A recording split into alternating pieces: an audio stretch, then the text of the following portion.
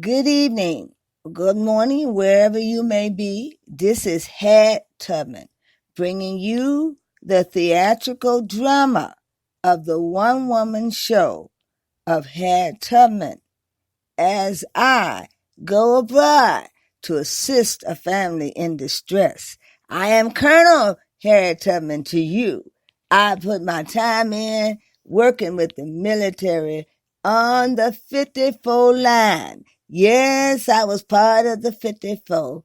And people, you gonna be hearing more about Harriet, especially about that bridge that they named after me over there in the Carolinas. I was there in the trenches. Oh yeah, I toted my pistol, and somebody told me that I better tote my pistol while on here. So don't think I'm not gonna be packing, 'cause I tote my pistol wherever I go, wherever there might be trouble. But see, Harry went down there in them trenches, and I fought that war with the 54, and we brought them down to their knees. But that's not what I'm here to talk about. I ain't here to talk about that. You probably done heard that story so many times everywhere you go. But today, Head is coming in full blown. I'm being channeled by Omiinka. This is her one-woman show and her way of using her storytelling to get her story out there. Oh yes, her story's been suppressed and it's been slanged all over the judicial system, to the higher courts, all the way down to the lowest court. To the Supreme Court is where it should have went in the first place. That was truly a class action case. And Mrs. Garth was the class agent on that case. She created a set of poems through meditating. And being the class agent took a lot out of that woman. I know it did. So she expressed herself through poetry. Excuse me. She expressed herself through poetry as she fought them back with her spoken word. Her spoken words was created while over in Germany, and she got a chance to go on the national radio station to recite her 36 poems that came from her meditating, trying to get through that judicial system. She produced a book out of her loins. That book was so popular that she was able to give out demos, but guess what? Somebody thought that she had information in there that could character assassinate them, so they stole her poems while overseas. But she got them back. She got them back. She got them back. And I'm telling you, this journey that Omiinka and her family went through was foretold of by a chief. Chief Metahochi told her to take the voyage because she was going to do something great for her people. And she did. She became the class agent in a case that nobody wanted to talk about for fearing that their families and lives would be overtaken. But she stood the course and she came forward and she took on the title of the class agent.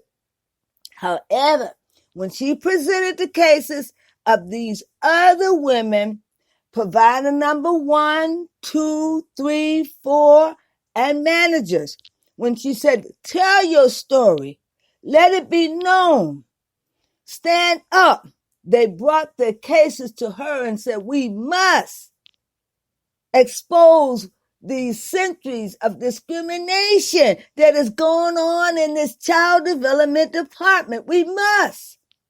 When we saw women being moved from every department and unheard of things being done to them, discriminatory things. And then finally, what broke the camel's back, they were promised promotion and advancement. And only God can give promotion, but yet these people promised these women promotion because of their hard, steadfast work and working into the wee hours of the night, 10-hour shifts to get the job done, to be exact. But Mrs. Garth gave forth her best ethical work and work for them in spite of what they were doing behind closed doors to character assassinate her and to bring false charges against her in order to prevent her promotion, which she would surely do. But yet, they brought another woman in from the States who had never worked for the department, brought her in and gave her Mrs. Garth's job.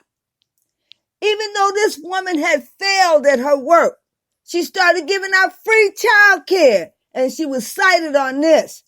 And she was brought in and reprimanded, but instead of being sent home or discharged, she was given another job and still able to bring in a salary and income and not chastised. She was hidden out in the corporation, still working. People got a whiff of this and said, wait a minute. This woman was caught red-handed doing something wrong. Why are you protecting her and giving her another job? She should be dismissed because your regulations said she should be. But nevertheless, they did these triumphant things, and they visually showed the African Americans in the department that they had no rights of any kind to apply for new jobs that were listed on the board. They denied them of their rights. Now, meanwhile, all this was going on. This had been going on for centuries prior to Mrs. Garth coming overseas. We knew that there were some problems, but everybody that spoke up suddenly, mysteriously, got dealt with. However, when Mrs. Garth came there, she knew that she had a purpose and an aim to bring this out. And this suppressed evidence, she knew that that was her mission, to go there, to act as a liaison person, to suppress and to take these people out of suppression. These people were crying out with issues of problems of discrimination. They did not know how to go to JAG and file cases. They were afraid. They were fearful. But nevertheless, during this time, those women that were managers were suddenly being told they had no more use for them and that their jobs were not going to be renewed. But yet they were shipping Caucasian women in from the States to take these jobs that they so-called were eliminating. Yes, they brought them in. And one woman in particular who thought she would find an excuse to release each and every one of these managers from their jobs so that she didn't have to take them on in her staff. She came up with every kind of lie she could create against these staff of managers to get them out, even their secretaries, and falsifying information. But her little escapades got known by the community, and the ancestors were also called in and told, we need you, ancestors. You're going to have to protect us and penetrate, because they're doing all sorts of manners of wrongdoings to us. Come in, ancestors, and we ask that you will protect us. And the ancestors came in. They heard their cry. They came in. And I can't begin to tell you all of the things that went wrong with these newcomers that came in. Every one of them that were doing this dirt was having some problems. Now, I mean some serious problems, ending up over at the Medicare department, at the urgent care. Some of them walking in there, throwing up, can't stop throwing up. Don't nobody know how to diagnose them. Can't nobody tell them what's wrong with them. They just sick. The ancestors was on the scene. And we didn't know what other damages the ancestors was going to do, because they were tired of this nonsense going on after decades after decades. This didn't stop these women from what they were doing. And the colonel, he could not see through what they were doing. He couldn't even say, okay, I think you're a fraud and you came here to bring disaster. You've destroyed our department. You've desecrated our workers and you brought in this nonsense. We must send you back. The colonel couldn't see it. He was blinded. He was blinded by the eyesight of the fact that they were white women and that he didn't see them doing any harm to the black women that have been so faithful to this department. But I want to say something. As the EEOC director and the host over all of this, I'm going to tell you that hair don't take no stuff. I can see through the eyes of another if they are telling the truth at all. I have clear audio, I have clear vision, and I have frequency reading ability. I read auras, you know. I am part priestess myself. I was initiated into Ifa, and Ifa let me in and brought me in as a high priestess. And I don't mind telling you because I ain't afraid of what you could do to me because you can't do nothing to a high priestess. And this high priestess has been put on assignment to come over and to help this distressed family who went through something. Oh, yes, she didn't go out talking about it, telling nobody about it. She was hoping that the military would do the right thing. But over 20 years, they have not reflected back on all that was done and said, we got to make this thing right. They have not reflected back on it. And she waited patiently, just like Queen Nzinga. Queen Nzinga made the people think that she no longer lived and that she hid out for 5 long years. And then when they least expected it, she prompted on them and she came out front. And that's what Omi Inca's doing. She's been patient long enough. This story had to be told because it's going to have to go down in history. She is the real Sister Soldier. Welcome to this theatrical drama of the real Sister Soldier. And listen to how you can prevail with your EEOC cases. Oh, don't tell me that ain't none of y'all out there going through, because y'all all going through. And all of you got a story to tell. So will you tell your story? And if you've been abroad and you have been tested and been discriminated against, will you stand up with your honor and fight for inequality? Do you know what inequality means and equity? It means something that's unjust, unequal, and you must build it up to be equal with those out there you serve.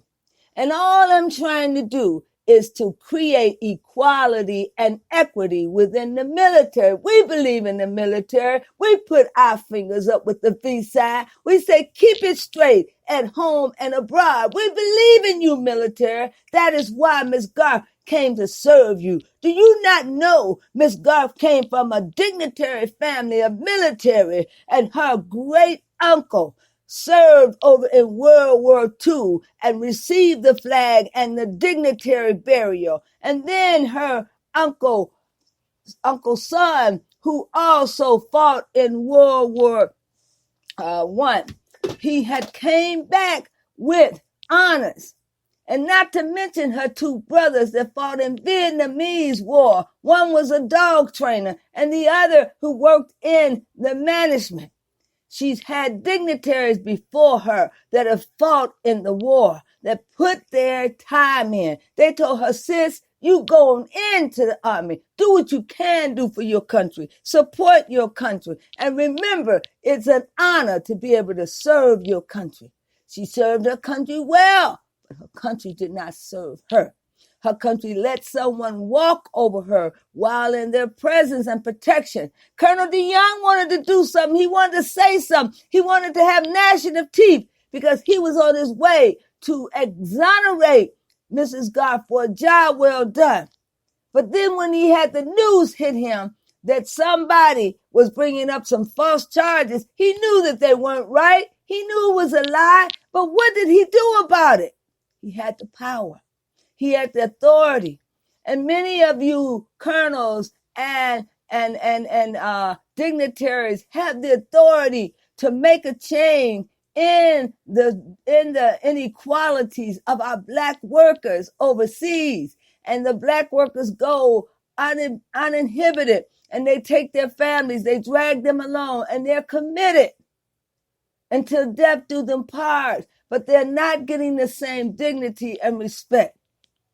Why would anyone have to file a congressional to get you to release the order so they can return home? It is a dignified way to give these people proper tickets to return home and orders to return on military plane. Why would you have to go and print it in the online status stating that you denied this person of their orders, when in fact the whole case was falsified? So you withheld something from this person that was due. You subject this person to have to be stranded abroad. Now, as Harriet Tubman, I'm going to tell you like this. I've intervened on a lot of cases, and I've spoken out on injustice all of my life. But I tell you one thing, I'm going to keep toting my pistol because I got the word with me. I'm not a carnal-minded person. I'm talking about the sword. I carry my sword now. My sword is the word that I speak. I don't have to shoot no pistol to kill you. I just have to talk to you and use the sword of my tongue. And that's what Omi taught me. She taught me, Harriet, lay your pistol down, girl. Lay your pistol down. You don't need to be carnal-minded. She taught me to pick up the spoken word, the sword of my tongue, to fight with my words. And now I'm fighting right now because Omi taught me this. Omi taught me this. Thank you, Omi. Thank you for teaching me that I didn't need no carnal weapon. I didn't have to tote no pistol for John. All I had to do is speak cunning words. And I'm speaking words over the situation today, because now I have been redeemed. Thank God I've been redeemed from the pistol, and I don't have to carry it no more.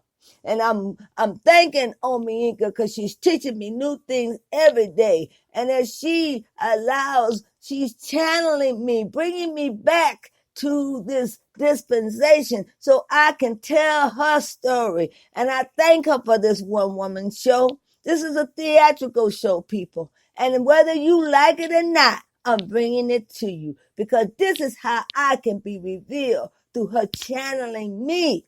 So I'm going to keep on supporting this family because, see, they weren't supported while overseas. And many things happened that shouldn't have happened.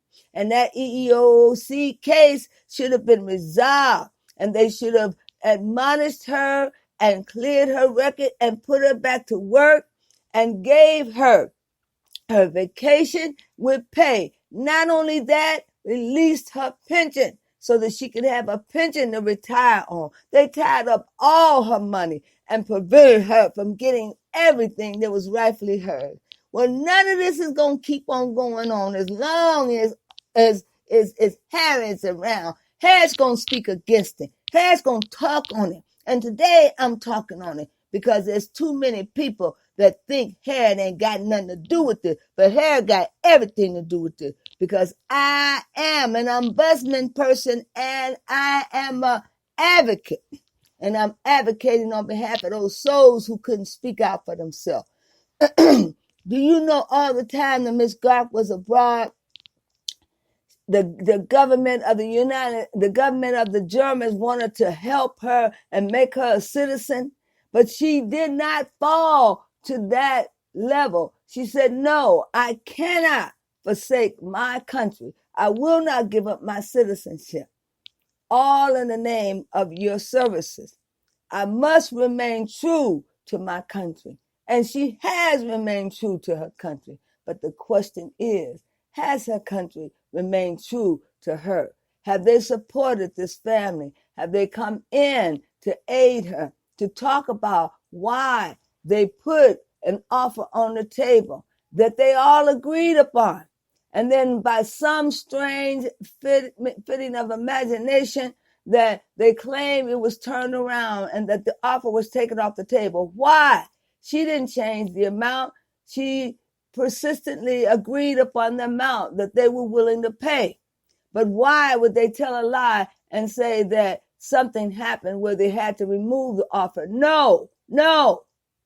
They thought that they could leave this case hanging open, and this case still is hanging open. By all intents and purposes, anybody that's in charge of the EEOC should see that this is a case that's still hung open and hasn't any closure been brought. Now, EEOC, I want you to hear this message. You are held accountable for going back and getting those negotiators and bringing Mrs. Garth to the table to bring closure to this case. You've already gotten the evidence that there was false charges presented and that there were testimonies brought with large sums of government money. And they were brought under the auspices that they were going to put Mrs. Garth under, but they failed at their own task. Now, EEOC, you must step in to set up a meeting and bring some closure to this and bring Mrs. Garth to bear and making her whole with all her compensation, every dime that was lost, every penny, and also pension. We are asking this EEOC to step in because they're the ones that were supposed to set it straight in the first place. But they left the tables unturned and left the table sitting there and saying that they're doing further investigation. What further investigation when you have victims that won't even admit to their guilt, but you know that they've been found guilty? And when you find someone guilty, you must compensate the party who had lost. Now bring her into compensation and make her family whole.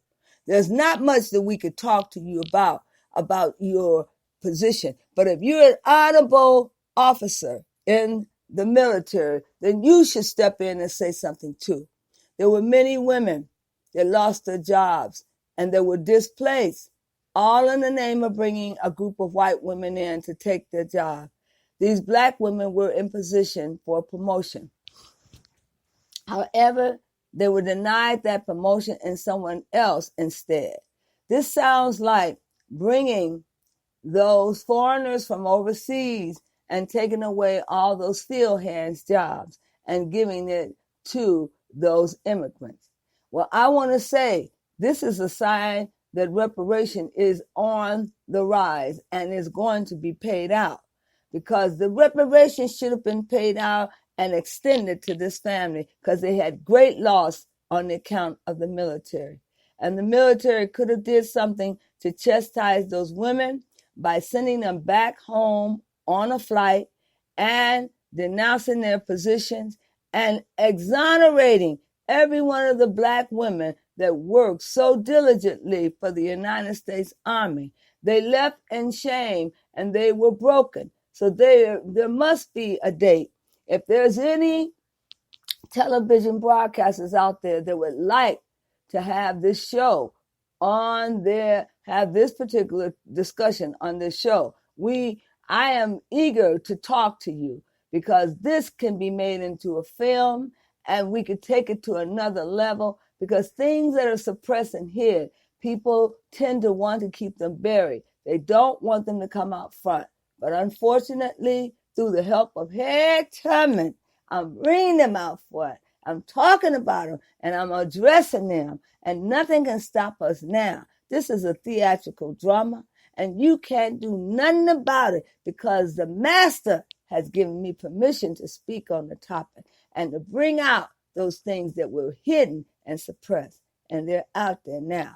So I'm saying to you, you best off sit down at the table and negotiate with Mrs. Garth and sit down with the checkbook and cut the check, because this is the thing to do. But it's been so much stuff happening with teachers going abroad.